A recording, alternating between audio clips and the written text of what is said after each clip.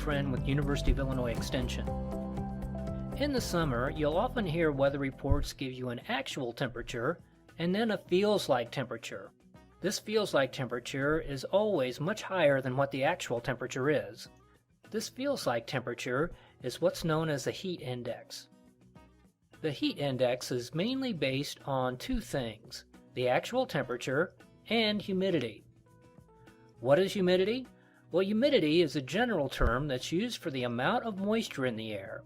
This is usually expressed in terms of relative humidity or as a percentage. Relative humidity is the percentage of moisture in the air compared to the maximum amount of moisture the air can hold at that temperature. Warmer air can hold more moisture. Therefore, in the summertime, the air is holding much more moisture than it would be in the winter. How does this relate to humans? Well, more moisture in the air slows the amount of evaporation.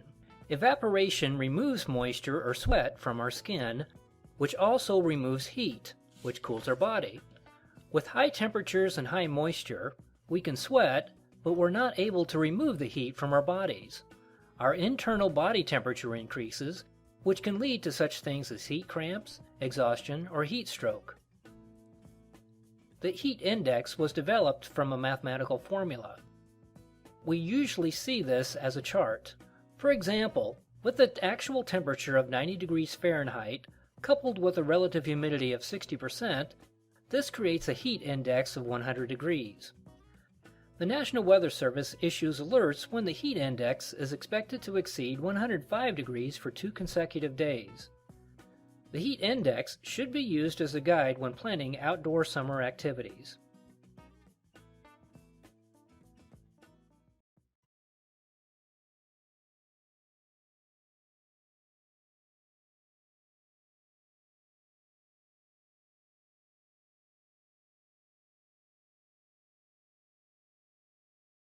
Welcome to the Good Growing Podcast. I am Chris Enroth, horticulture educator with University of Illinois Extension, coming at you from Macomb, Illinois, and we have got a great show for you today. We're talking about the hot heat that we are living in this time of year.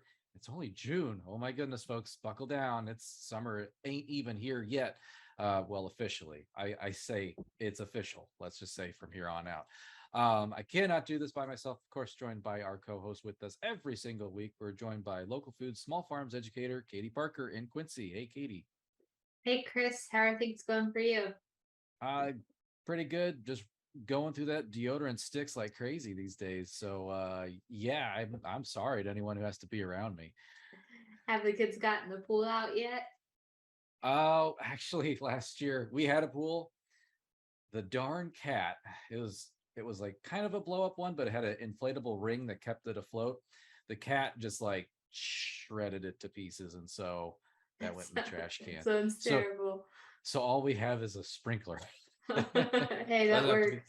Be good enough. Yeah. How about you guys? No pool. Matt's been watering grass, so I guess if we wanted to, we could run through the sprinkler while he's watering, but the neighbors might call us in if we started to do that. So we'll stick. Or they'll join you. They'll join you. We'll just stick to going inside when we need a break. Yep. Well, someone who I know is out running through the sprinkler as we speak here is horticulture educator Ken Johnson in Jacksonville. Hey, Ken. Hello, Chris and Katie. No sprinkler for us, and the kids' pools are full of plants right now that we're trying to limp along until we can plant it when it gets a little cooler out. There's more important things that those pools need to be doing. Growing plants. Have you checked the temperatures in Florida recently, Ken? I have not, but when I woke up yesterday, so Monday morning, and walked outside, it reminded me why we left Florida. Yeah, you take a step out the door and the glasses fog up with the humidity and the heat, and your breath gets taken away. Yeah. That was every morning for 4 months down there. So before we dive even farther into the heat, Katie, you had mentioned this before we kicked it off here about the strawberry moon. What is a strawberry moon, and are we having that right now? Yeah, so I don't think it's actually has anything to do with like the color of the moon or anything.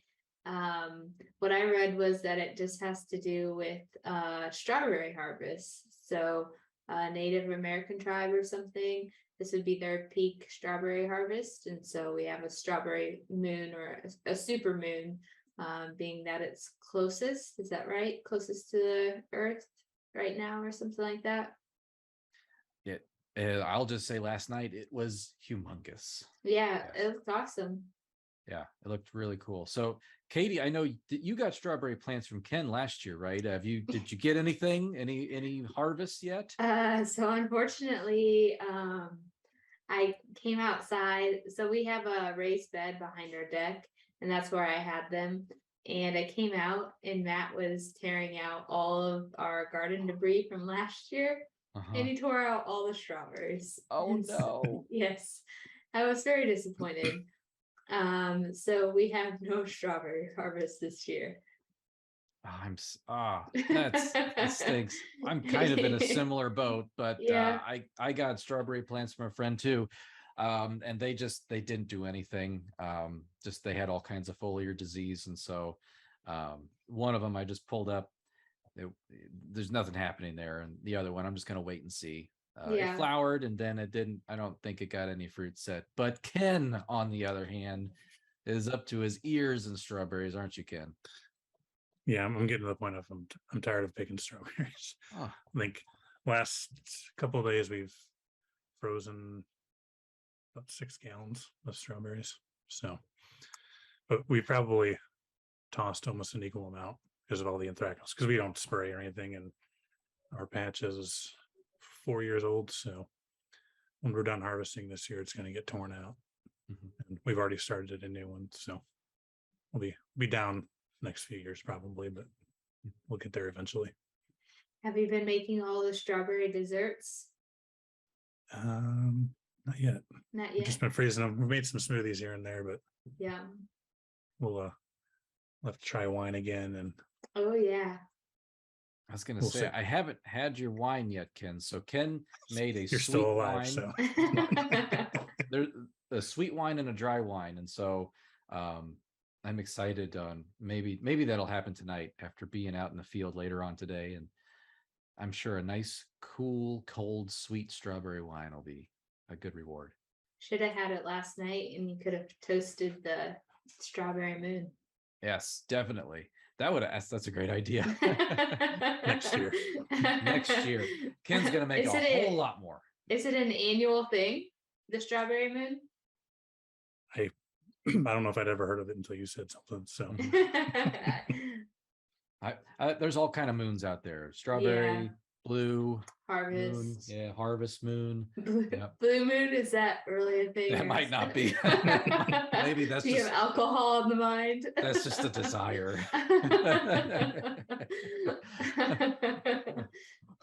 Speaking of desires and getting something to drink, looking outside, and Katie and Ken and I, we just looked at the extended forecast for all of our respective areas. It's not cooling off for the next couple of weeks here, folks. We're looking at highs right now predicted to be in the 90s and 100s. And so this has been a particular rough start to spring. So I just want to just start out, and we'll dive into plants here in a second, but let's talk a little bit about us first, humans. This is the first major like heat wave that we've had this summer. I know it got a little bit hot earlier in May, but this is like the first one. And so it takes about 2 weeks for the human body to become more acclimated to a temperature. Because, first time it gets cold in the fall, oh, it's freezing cold, but it's only like 60 degrees and you're just not used to that. It just takes time for our bodies to adapt and acclimate to that new normal, that new temperature normal. And so just keep that in mind. Do not push it too hard this first week here. You still need to make sure that you're giving your body plenty of time to acclimate to being outside, gardening, landscaping, working, whatever it is that you're doing. Making sure about every 15 minutes, especially as we have these dangerous heat advisories. We have highs with the heat index of 107. So, and it's going to get hotter than that. So just make sure that you're taking breaks. One thing I like to do, I used to not have these like the little flags that they use for like research plots. Just flag out where you want like 15 minutes worth of weeding or 15 minutes worth of garden work. And once you reach those flags, you stop and take a break. I've actually used those garden flags way more that I now have them with me. And so I use them quite a bit, not only for indicating my goal for work, but also like spotting like, all right, here is a break in the drip irrigation line, or reminder of, hey, I planted something here, and I can like write on the flag even what it is. So just a little tip there, garden flags, they work pretty nicely for stuff. So, and remember, take breaks about every 15 minutes, drink plenty of fluids. Blue Moon doesn't count, it's got to be water, or maybe a sports drink or something, but water is the best. And avoid a lot of those caffeinated products too, especially during the heat of the day. And I would say go out early and then go out in the evening, try to avoid the middle of the day. So no sleeping in. No, I think right now is the perfect time, I think, at least for that early work. I don't know, Katie, Ken, I don't know about either of you, but in the evening where we're at, we have a couple ponds and stuff. There's so many mosquitoes in the evening. My best work gets done in the morning, at least in terms of like insect control, biting insects. Buffalo gnats are out still too, and so they make working a little miserable outside right now. But it's so much fun. It's so rewarding. It's yeah. I don't know. I'm energized. Aren't you pumped? Summer's here. Ken's like, no. It's time for a haircut. Yeah, I believe it. Cool Time to off get a that little bit. beard trimmed up. Yep. So so that's us humans. We could probably dive in more about other things, but just remember, take those breaks, folks. It's going to be hot for a while. Take breaks, drink lots of water. But what about our plants? Katie, do you have like advice on like watering for our plants as we dive into weeks and weeks of 90-degree plus high temperatures? Yeah, definitely. Obviously we want to water our plants really well, and water them deeply. So if you, I usually like to go out in the mornings and check my pots and stuff. And so I'll just stick some fingers in to see how moist it is. I've been watering them every day right now because it has been so dry. But when you water them, it's always nice to water earlier in the morning. So that way your foliage can dry out throughout the day, and you'll hopefully have less potential for any disease development. Like I said, water deep so that way you can promote deeper rooting. So those roots are going to grow down deeper into the soil, and that'll help with drought tolerance as well. Let's see what else. I think that pretty well covers watering. Like I said, just check them frequently and make sure that they're not experiencing any water stress. Yeah, one thing I've noticed, I think as a lot of gardeners, we pull from what resources we have or different materials. I got clay pots, I got plastic pots, I got peat pots, I got pots made from old pots, I got pots, all different kinds. And there are definitely ones that dry out faster. My fabric pots, I almost got to water them 2 times a day right now. Clay pots, similar story with them. And so, yeah, as Katie mentioned, just you gotta get your fingernails dirty. You gotta get dirt underneath them, stick that in the soil, see if it needs any water. That's the best way to tell, is just jam them right in there, touch that potting soil, see if it needs water. Yeah. And some of my bigger pots, I've even gotten to the point where I mulch the tops to help retain some of that soil moisture. Yeah. I have some in-ground plants next to some of my flats that we're doing. We got lots of pumpkins and things that we're getting started. And so the plants, the tomatoes and things that are on the flats, they get kind of the side water, the water that splashes off or runs off at the flats. And we have a thick layer of mulch, and I reached down and I felt that soil underneath that mulch is still has a good moisture level. And so mulch, whether it's in a container or on the ground, can help insulate that soil, can help hold that moisture content a little bit higher than if it was just bare ground. So the other thing, I remember going as we were going on our ginger treks around the state of Illinois, and we stopped by Ken Johnson's house, and he had this beautiful garden, lettuces, all kinds of cool season greens. So Ken, what are you doing with these cool season greens now that it's 98 degrees outside? So we are harvesting them in earnest. I'm tired of eating lettuce. So we go out, we've been going out in the mornings. As soon as you get up, we go out and harvest lettuce, stick it in the fridge for lunch, dinner, maybe breakfast here soon. Yeah, we've been harvesting all of our lettuce. We're almost done harvesting it. We've harvested all of our broccoli, things like that, because cool season crops, they're going to start bolting if they haven't already. Notice a lot of our lettuce the last few days is getting rather elongated, which is a pretty good indication it's going to start bolting or flowering here soon. So if you haven't done it already, make some plans to harvest all of that cool season stuff, because it's just not going to take this heat. Yeah, we've thrown a couple. I still have a few lettuces and some cell packs, and we've tossed them in the shade under the deck, doing everything we can, but you can't fight that temperature. It's a signal to them to send up a flower stalk. So yeah. Now, another thing, if we move from cool season now to warm season crops, we think tomatoes. Oh my gosh, that is it should be loving this heat. We should be getting all kinds of tomatoes. Why would that not be the case? Is there something wrong with my tomato, that it's not developing in this 90-degree plus heat? So even though we consider tomatoes kind of warm, hot season, they really don't like really hot temperatures. They're more of a kind of a moderate. And once we start getting temperatures up into the 90s, even maybe upper 80s, a lot of times they'll start getting flower abortion. They'll just stop flowering, especially if we have warm night temperatures, which we've been having. So it just never really cools off sufficiently for them. They'll start dropping flowers. When we get to the point where we have fruit, temperatures in the low to mid 90s, you'll start getting that red color. That lycopene won't develop, so you won't get red tomatoes either. So they're warm season, but they don't like really hot temperatures. So if this were to continue long term, we'd probably have some issues with tomatoes, and I would assume other fruiting vegetables as well, with fruit production and stuff.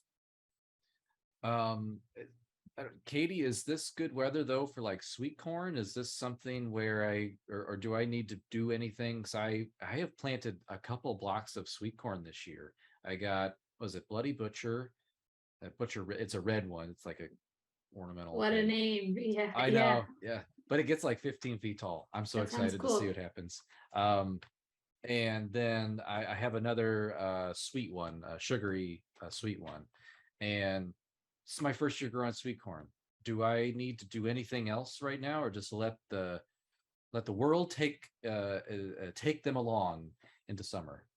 Yeah, so I mean, they'll do fine in this weather. Thank goodness it's not pollinating, because again, you're gonna have issues with pollination, pollen development, like abortion. And so right now, I guess, so typically our corn above 86 degrees Fahrenheit, it is not accumulating growing degree units. And so we would consider like above those temperatures, there's not a lot of growth. And so with these warm temperatures, it can cause stress to the plants. If you can water them, that's a good idea. If you need to fertilize, typically we might be adding like a nitrogen application here in our later season, or like our mid-season. And so I would probably wait on that, because the plant's already stressed, and that's not necessarily going to be something that it needs. So if you can wait until we get down in those cooler temperatures again, that's an ideal time to be fertilizing. But what is it? I think typically for our in-ground gardens, we estimate about an inch of rain per week. Mm-hmm. And so if we can supply at least that inch of rain, maybe a bit more during these heat and water stress times, I would say too, we're probably not too terribly water stressed with our in-ground stuff because we have had some decent moisture. But adding water can help to provide or lessen the stress of the heat for these plants. So that's something to think about if you're able to, is to water. It's hard to think about water. We were actually down in Ken's neck of the woods over the weekend for some travel baseball, and the road was flooded because of the amount of rain that they had gotten between Macomb and Rushville. And so you either forded it and took your chances, or you turned around and found an alternate route. So, but we have quite a bit of soil moisture, as Katie pointed out. So yeah, right now I'm paying a lot of attention to my flats and my containers with this heat. And I'm happy that you mentioned the thing about fertilizer, at least the nitrogen for my sweet corn. So I think maybe my plan is I'm going to take some blood meal, which is a nitrogen fertilizer, and I'm going to spread that then in the row. And it's not available immediately. It's going to take about a week or two for that to become more plant available. So fingers crossed it cools off by then. We'll see. Hopefully we get the timing right. So that's kind of my, oh yeah, thank you, Ken. That is my garden plan for the next 2 weeks. I guess, Ken, do you have any like garden planning, or you think about like emergency water survival plan for your garden in the next couple of weeks? Be lots of watering, probably put some more mulch down. We in our in-ground beds, we had a cover crop of rye that we've laid down. Probably go over and mulch on top of that with some shredded leaves, just to try to retain as much soil moisture as we can. Probably do the same with some of our raised beds where we've got flowers in, where that canopy hasn't filled in yet, to kind of shade that soil. Yeah, just water, and hope it cools off. Mm-hmm. And Katie is Matt. He is just making sure that the grass stays green. Mm-hmm. He added some sand and planted some creeping bent grass. So the he putting has green. so he has to water that. Yeah. So he waters it pretty much every morning and every night. Mm-hmm. A long time ago, I worked at a golf course, and that days like today, it's called syringing the greens. So basically, because greens are mostly sand, they're very sharply drained. So they have to go out there with hoses and just dump a ton of water there. It really is just to try to alleviate that heat stress for that creeping bent grass. So Matt's doing that right now. Yeah, thankfully it's decently shaded, so like he can get away with just watering it. But yeah, like clockwork, every morning and every afternoon after he gets off work, he's out there watering. Well, we just got to get there and get an in-ground irrigation system for you. Yeah, there you go. Are you gonna install it? Sure. Oh yeah, most definitely. I charge by the strawberry wine bottle that can provide. Ken, can you hook me up? Sorry, my mic cut out. I didn't hear anything. We just need some strawberry wine, Ken. I know where you can get some. Well, very good, very good. Well, the Good Growing Podcast is produced by Wendy Ferguson, edited this week by Ken Johnson. Is that right? Yeah, Ken I don't Johnson. think it is. It is it my Ken? turn. Okay. All right, it's Ken's turn. He's All up your to bat. complaints can come to me. So yes, this week edited by Ken. Special thanks to Katie and Ken for being here with us, as you are every single week. Thank you both very much. Thank you, Chris and Ken. It's always good to see you. Yes, thank you both. Stay cool. Let's do this again next week. Oh, we shall do this again next week because it is the National Week of Pollinators. Yeah, it's Pollinators Week next week. So we're going to be back talking about everybody's favorite bugs, the good bugs, the pollinator bugs. And so, listeners, we thank you for what you do best, and that is listening. Or if you're watching us on YouTube, watching. And as always, keep on growing.